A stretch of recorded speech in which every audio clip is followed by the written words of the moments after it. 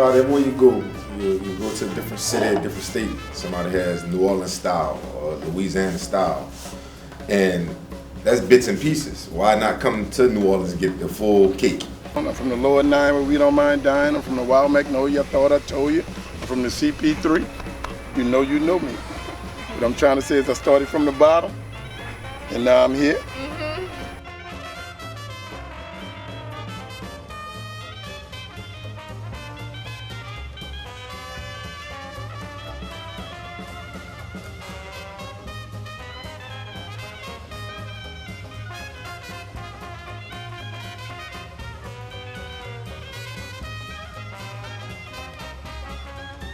Levees to keep our city dry, and also a big system of pumps. Even right now, there is pump.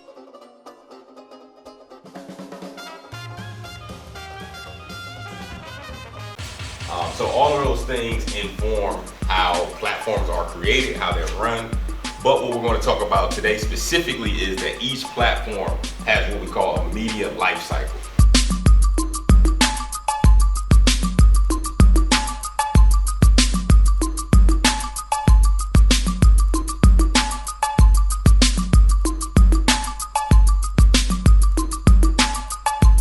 This is the season where most of our weeds are going to be grasses. They're not going to be broadleaf because grasses thrive in hot conditions.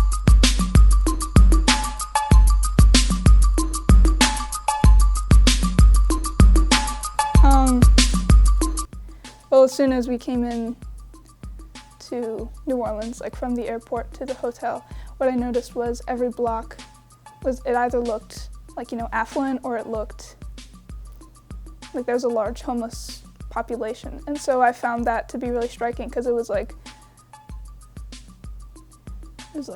rich, poor, rich, poor. And even when we were walking to the theater, it was like you walked by all of these people who didn't have homes or like didn't have anybody supporting them, and then you walk into like the business and all of these rich places. And so with that, and then seeing that, and then throughout the next couple days learning about why that's happening, like with the urban farming, Margie, I think her name was, she was explaining like the liens.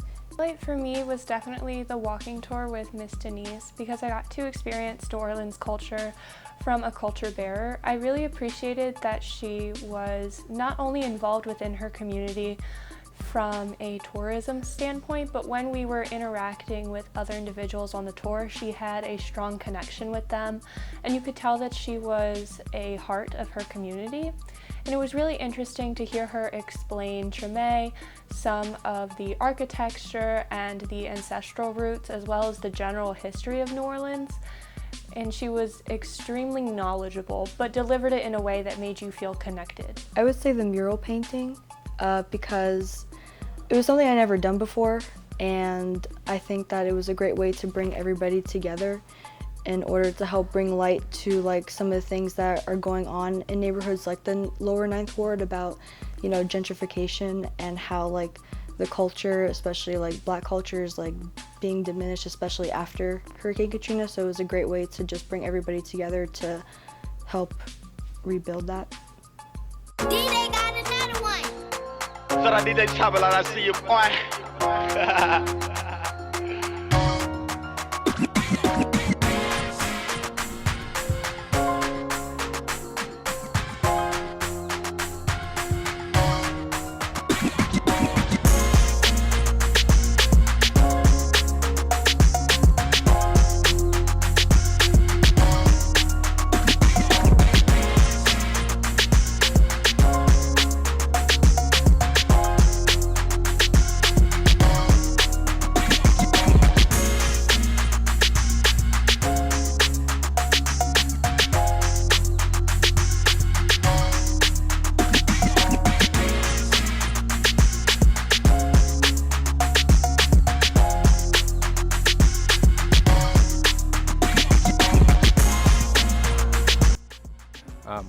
It's important to the community because of what this park represents. This is Odell Davis Park, and so it's named after Miss Odell Davis. She actually lived right there at that corner over there.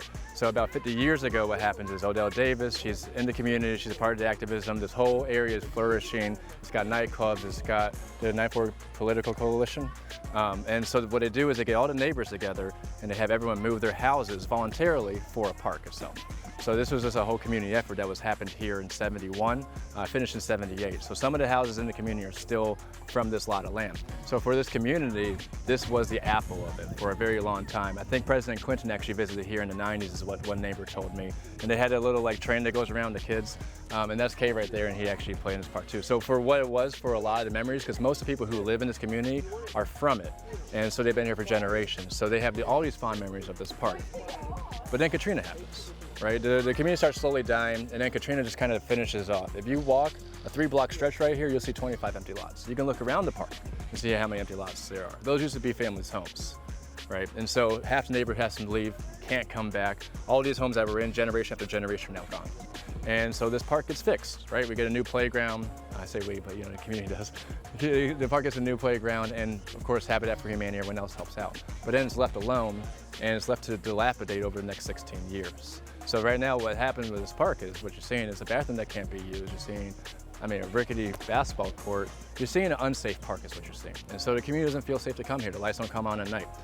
So when you don't have a park for the community to come to, then how can you have a community, right? It's broken up in different places. So to see a thriving park again would give hope in so many different ways and give the kids really a place to go. And that's what it's about at the end of the day is the youth. Because there's a lot of families around here. And there's family that lives right there, there's family that lives right there. And then of course you have, oh, hey, thanks. But yeah, that's the idea. That's what's beautiful about it. That's why Kay's here, and that's why anyone I've talked to shines. They brighten up when they see it because everyone wants it. There's too much violence, there's too much neglect, and it's just an underserved community. And at the very least, we can have a park. Art is important because it has a message, like, you know, what you want to say is important. If you can find something important to say and convey to the community in like a way that touches them and changes them, then that's power. That's power, that's trust. That's something that, you know, can make a community rise up and transform a park, which is what we hope to do to this park. So, you know, just it can influence, and I think like being able to influence and gain the trust of a community is one very hard and something that is like very powerful.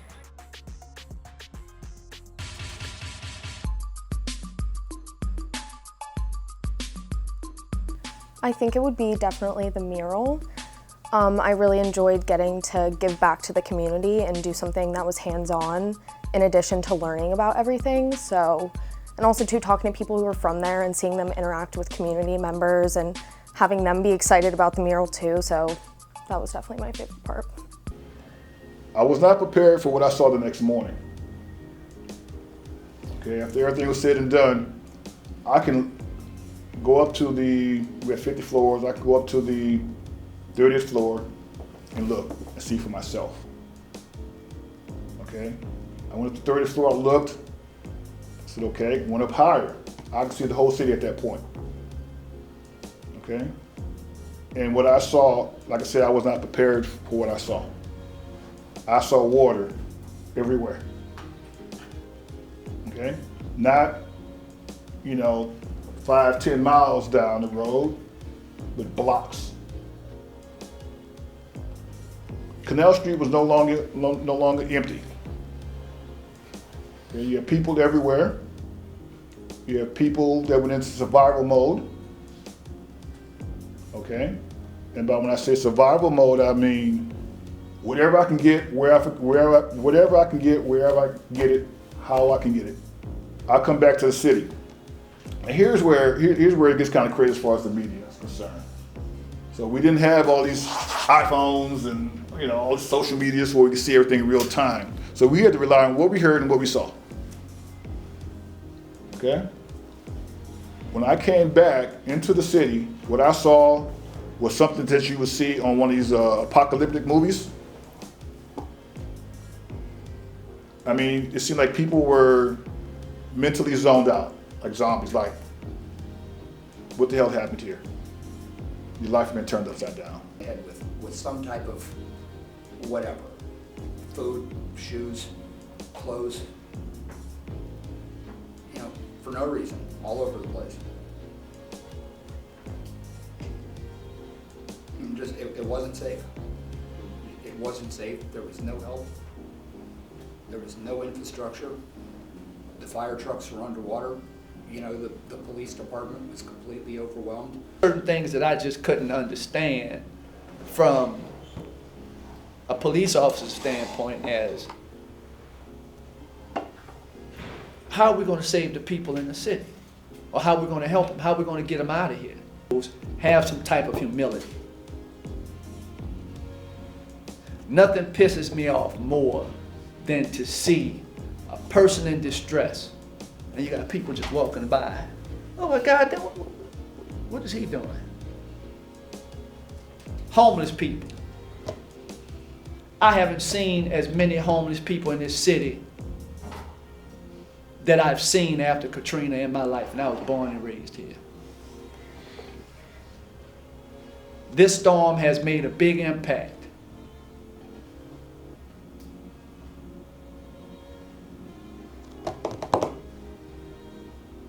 And a lot of people don't see it, and they don't give a damn. But the interview was really tremendously touched me. We learned about the Katrina from the documentaries and a lot of other things, but listening to them talk about it kind of made me realize that, oh, this is real, and these people are the proof. It was really touching. And also, like, what media did, or how media played a major part in that. And I'm going to get on my soapbox a little bit and say that there's a fine line between reporting and exploiting. And not just from a frame of, let me find the juicy details so I can post it, or let me find the juicy details so I can make it a sensational media thing. Like, this is therapy for us right now. That's honestly, you know what I mean? And there's so many thousands of people who have just walked on through their lives, gone on through their lives and have not said anything. I think personally it's a tie between the tour guide with Miss Denise in Louis Armstrong Park and the panel interview we had with the Hurricane Katrina survivors, because both of them reached to us as students on such a personal level that it became more than just a learning experience. It became almost like a bonding moment. They shared with us what they prized. They shared with us their most personal and deepest stories that they experienced and how much they loved about their own culture, their homes, everything.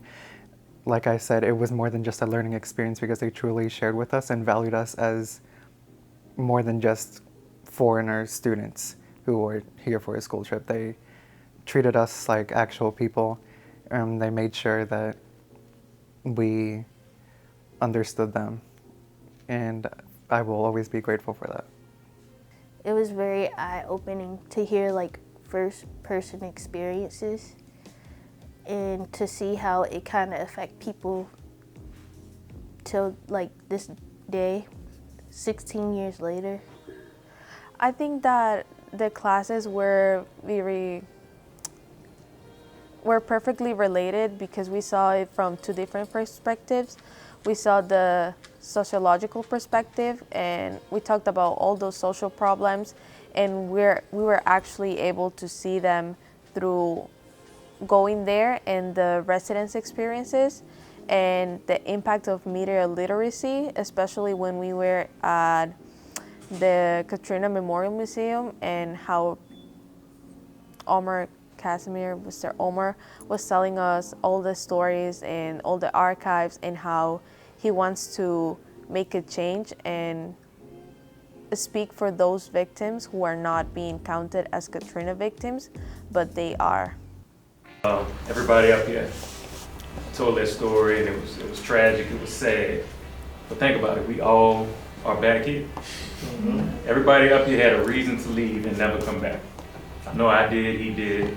It was all traumatic, and we're all back here trying to make it work. But we're all back here because, like he said, we just have that little small amount of faith, and we just hope it gets better because we know the value of the people here. Some real good people here.